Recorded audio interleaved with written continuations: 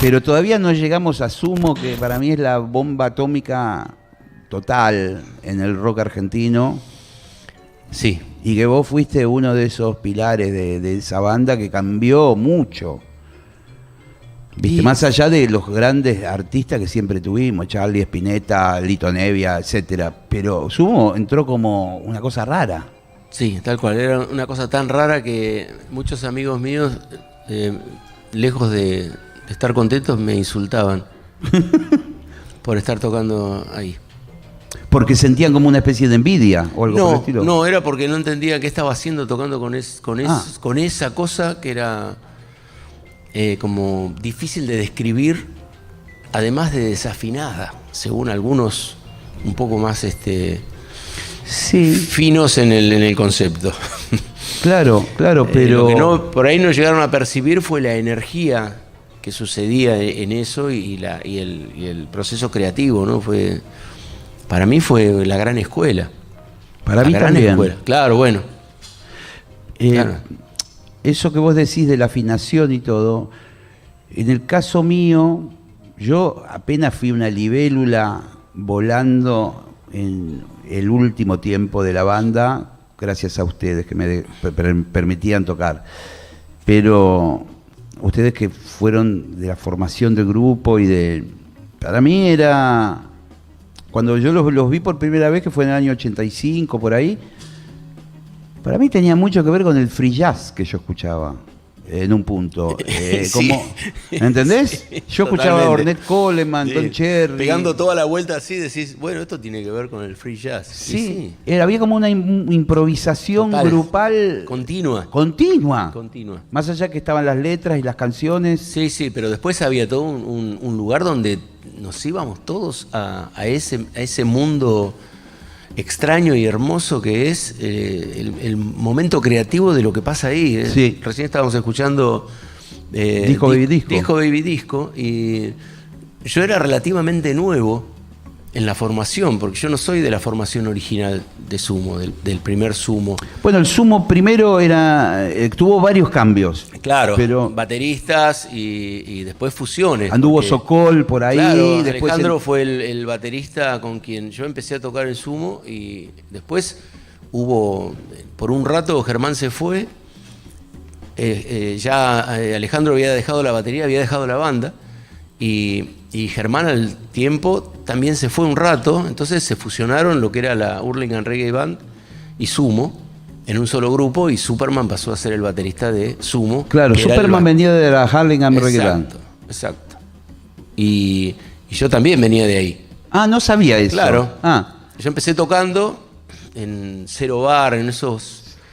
Iba a ver a la Hurlingham y a Sumo, a los dos, pero... en la Hurlingham se daba esa cosa de que aparecían músicos a tocar y acompañar. Andaba Tito Fargo también, claro, tocando la viola. Fargo también tocó la guitarra. Después había un percusionista que terminó siendo el percusionista de la Zimbabue. Y aparecían otros músicos que se subían a tocar. Y yo era uno de esos músicos que se subía a tocar, hasta que un día Luca me dijo: che, venís siempre a tocar, ¿por qué no te quedás? Y yo dije, sí, claro. Muchas gracias. Muy agradecido por esa invitación ya permanente. Petinato también entra por ese tiempo a tocar el saxofón y ya se conforma la banda. Y ahí cuando fusionamos las dos bandas, empieza esta posibilidad de grabar el disco Divididos por la Felicidad. Que fue una bomba atómica. Y fue una locura, además, porque entramos todos con muy poca experiencia en un estudio de grabación. De hecho, creo que nadie ha entrado salvo yo entré una vez, y ellos que habían hecho Corpiños en la Madrugada pero no en el mega estudio. Claro, que tenía como era un CBS. demo grande. Exacto, era un gran demo. Pero esto era entrar al estudio de la CBS, que era, viste, como un lugar así enorme, muy bien preparado para grabar y todas esas cosas. Y en el momento de grabar Disco Baby Disco, yo no sabía qué tocar. Y entonces le digo a Luca: ¿qué te parece que toque acá? Y me dijo: toca lo que quieras. O sea, claro. Entonces tan sencillo y tan difícil como exacto, eso, pero ese paso libre de mi incursión en la canción de otro, es como muchísima responsabilidad si tenés un poco de criterio, ¿no?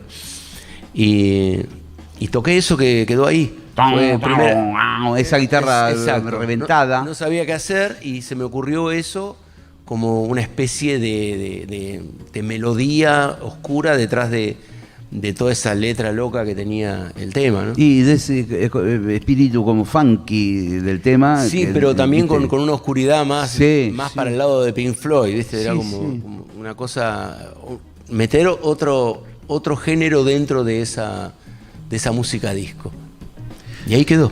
Es como cuando yo ahora hace un tiempo que no escucho tanto Sumo, pero lo escuché un montón. Y siempre los trabajos que hacían todos ustedes en los temas eran insólitos. O sea, vos tocabas la guitarra de una forma que ningún violero hubiera tocado, digamos, en el sentido como rarísimo, los solos y todo. Y porque tenía que ir para ese lado donde nadie te dice, che, acá estaría bueno que toques una pentatónica. No había un shade en todo el disco. No había nada. No, de verdad, no había nada. Era esa cosa de apelar a la creatividad pura, ¿no? Sin esquemas. Entonces, era como una gran responsabilidad, por decir, si toco algo que no es, la cago. Entonces, todos teníamos como ese cuidado. El Petty también tenía ese cuidado cuando, en el momento de esos saxos que aparecen ahí, fue el descubrimiento del harmonizer que tenían ahí. Sí, claro, queda genial. Si lo pasamos por acá y pasamos el saxo por ahí y quedó esa locura. Esa locura. Entonces sumó a la otra locura, ¿entendés? A una base de una batería electrónica. Eso está grabado con una Lindrum, que eran... Sí, una batería de las primeras electrónicas, que era una especie de cajita así, con botones, en donde vos apretabas los botones y hacía ritmos. Sí, pero además venía un experto en eso a grabarla. Claro, programarla. Vino un tipo que era como una especie de robot y preguntó cómo era el pattern, y entonces le dijimos y él hizo... ¿Sí? Acá nos gustaría que tenga un feel. Bueno, tocó todo eso y se fue, ¿no? Sí. Quedó la batería ahí grabada. Era una cosa muy extraña. Muy extraña y suena muy... Suena eso. Hoy se podría emparentar casi con... Claro.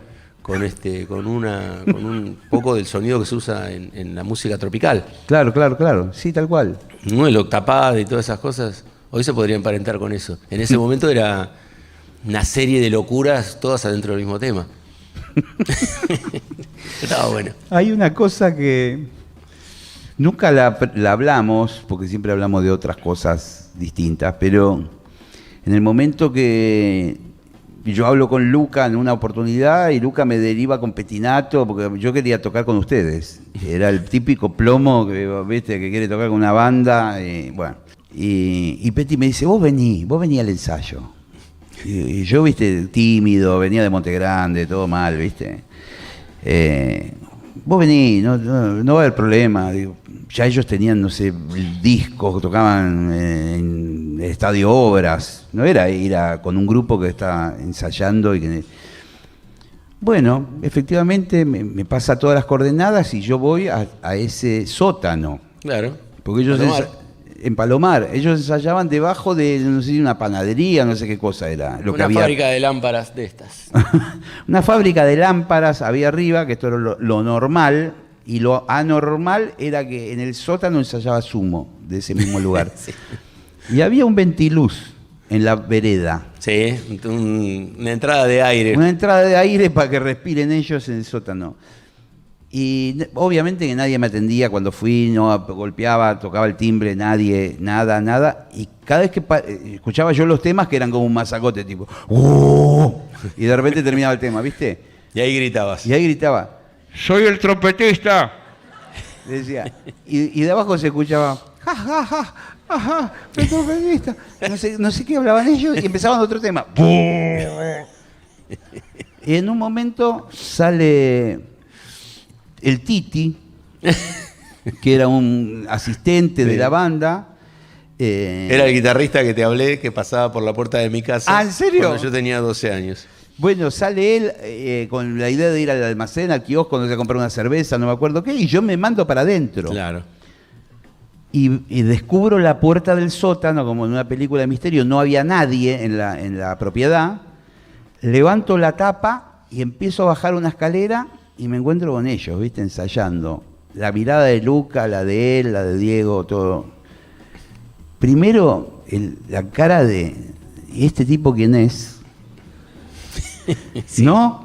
Después yo bajo, nadie me dice nada, solamente me miraban, como diciendo, este es un cana, viene de toxicomanía.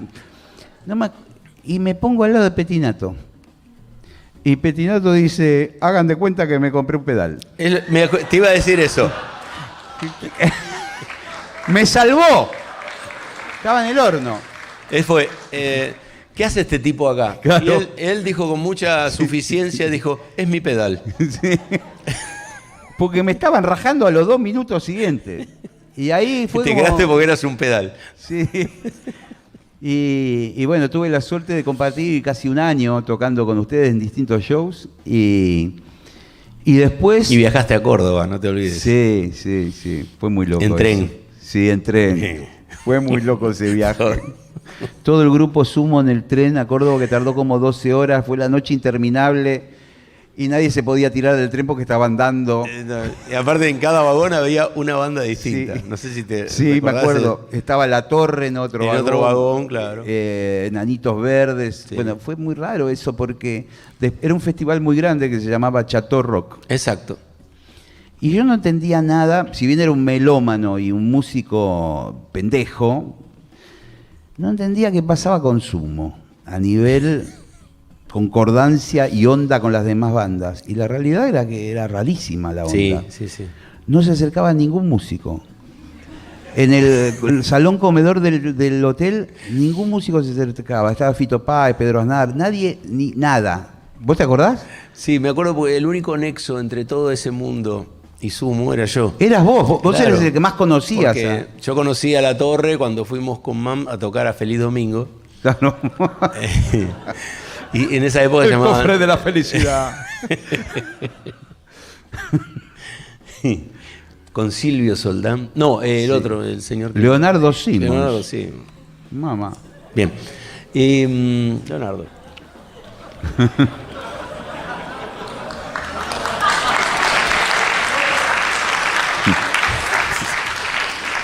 Y ahí conocí a la otra banda que tocaba ese día, que era Nomady Soul.